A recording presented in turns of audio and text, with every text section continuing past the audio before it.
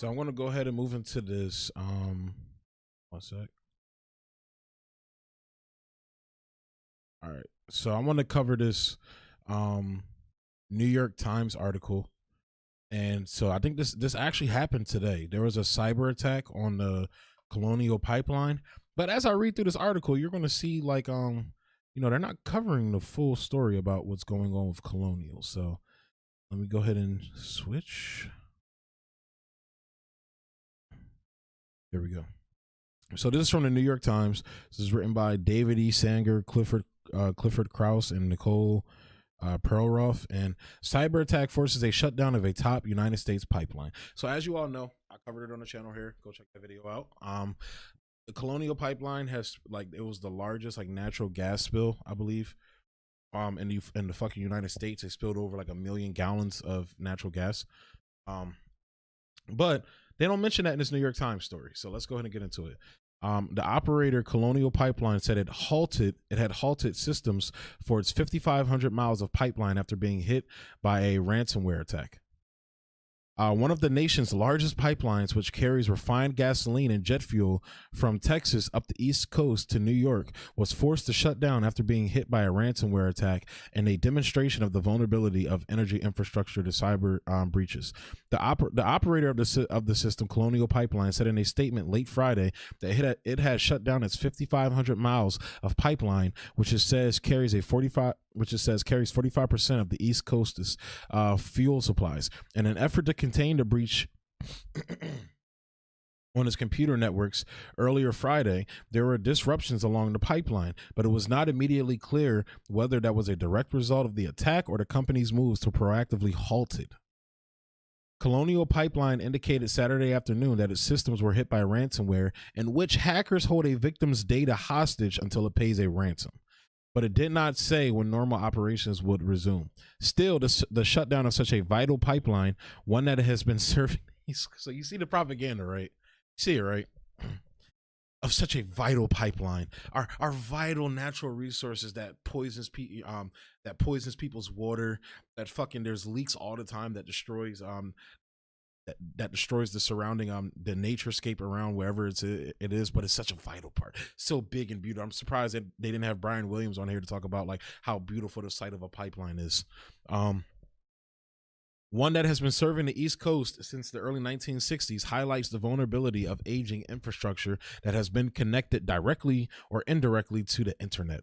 In coming weeks, the administration is expected to issue a broad-ranging executive order to bolster security of federal and private systems after two major attacks from Russia and China in recent months caught American intelligence agencies and companies by surprise. So, I'm going to be covering this. I think I covered it a little bit in that in my video about Joe Biden putting the sanctions on Russia, but Whitney Webb already reported that it's more than likely that this is Israel that did that cyber attack, the SolarWinds attack, or somebody affiliated with Israel because of how the code was, and that the SolarWinds was actually recently acquired by is an Israeli government backed company. So it's more than likely that this was Israel, on top of the fact that WikiLeaks revealed years ago that the CIA and all of these intelligence agencies actually have this type of code that basically makes it look like it was Russia or China or whatever country they want to make it look like. So there's a lot of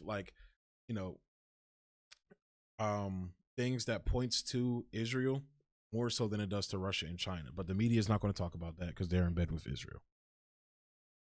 And they're just going to be stenographers for the fucking intelligence community. So Colonial's pipeline transports 2.5 million barrels each day, taking refined gasoline, diesel fuel, and jet fuel from the Gulf Coast up to New York Harbor and New York's major airports. Most of that goes into major storage tanks, and with energy use depressed by the coronavirus pandemic, the attack was unlikely to cause any immediate disruptions.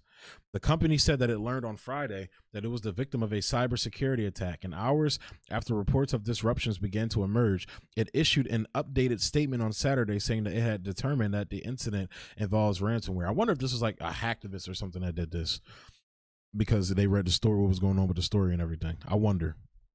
I'm not saying that that's what it is. I'm saying that would make more sense than it fucking being Russia or China or Iran. Colonial Pipeline is taking steps to understand and resolve the issue, the company said. Our primary focus is the safe and efficient restoration of our service and our efforts to return to normal operation. This process is already underway. It said it had contacted law enforcement and other federal agencies. The FBI leads such investigations, but critical infrastructure is the responsibility of the Department of Homeland Security, Cybersecurity, and Infrastructure Security Agency. An administration official said that an investigation into the episode was in a very early stages, and that it was unclear whether the attacker was a nation or a criminal group. At times, they work in concert. Attack on critical infrastructure have been a major concern for a decade. They have accelerated in recent months after two breaches, and I talked about this, the SolarWinds intrusion by Russia's main intelligence service and another against some types of Microsoft-designed systems that had been attributed to Chinese hackers, underscored the vulnerability of the networks on which the government and corporations rely. So I'm gonna get this done tonight after this, because there was a story about Mike Baker talking about this, so I'm going to try and get that done. For that reason, understanding how the pipeline attack unfolded and the motivations of those behind it, it will become the focus of federal investigators and the White House, which has elevated cyber vulnerabilities to the top of its national security agenda. As a privately held company, Colonial's under less pressure than a public company might be to reveal details, but its initial statement left unclear whether the attack had involved ransomware or was directed at the industrial controls that are used to manage the pipeline, which most large utility operators keep insulated from the internet to reduce their vulnerability, or whether it was a ransom attack that stole or froze data on Colonial's computer systems.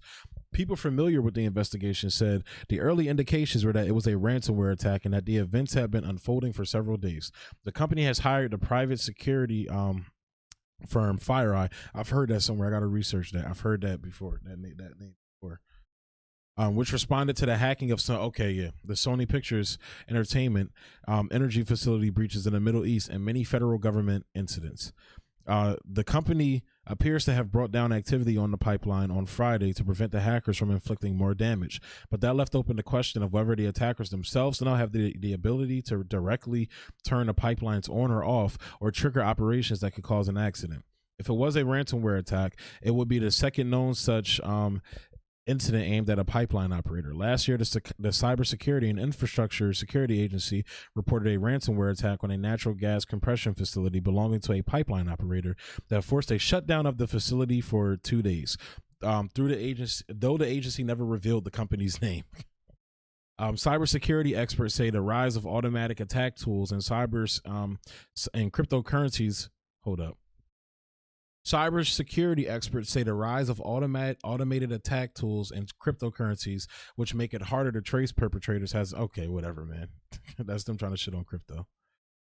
We've seen ransomware start hitting soft targets like hospitals and municipalities where losing access has real-world consequences and makes victims more likely to pay, said Ulf Lindqvist, a director of SRI International, who specializes in threats to industrial systems. We are taking about the risk of injury or death, not just losing your email. So far, the effect on fuel prices has been small, with gasoline and diesel futures rising about 1% on the New York Mercantile Exchange on Friday. Prices for regular gasoline at the pump in New York State rose on Saturday by a penny to $3 from $2.99 over the past week. Gasoline prices have risen nationwide by 6 cents as global oil prices have risen rapidly. It's a serious issue, said Tom Kloza, the global head of energy analysis at oil price information service. It can snarl things up because it is the country's jugular aorta for moving fuel from the Gulf Coast up to New York.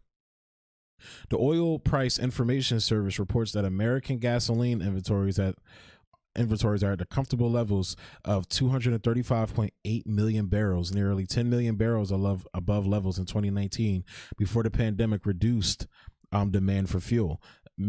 Middle Atlantic and New England states have substantial supplies, the analysis service reported. Prices at the pump could be affected in different ways depending on the region. If there is a prolonged shutdown, Alabama north through Baltimore will potentially see shortages.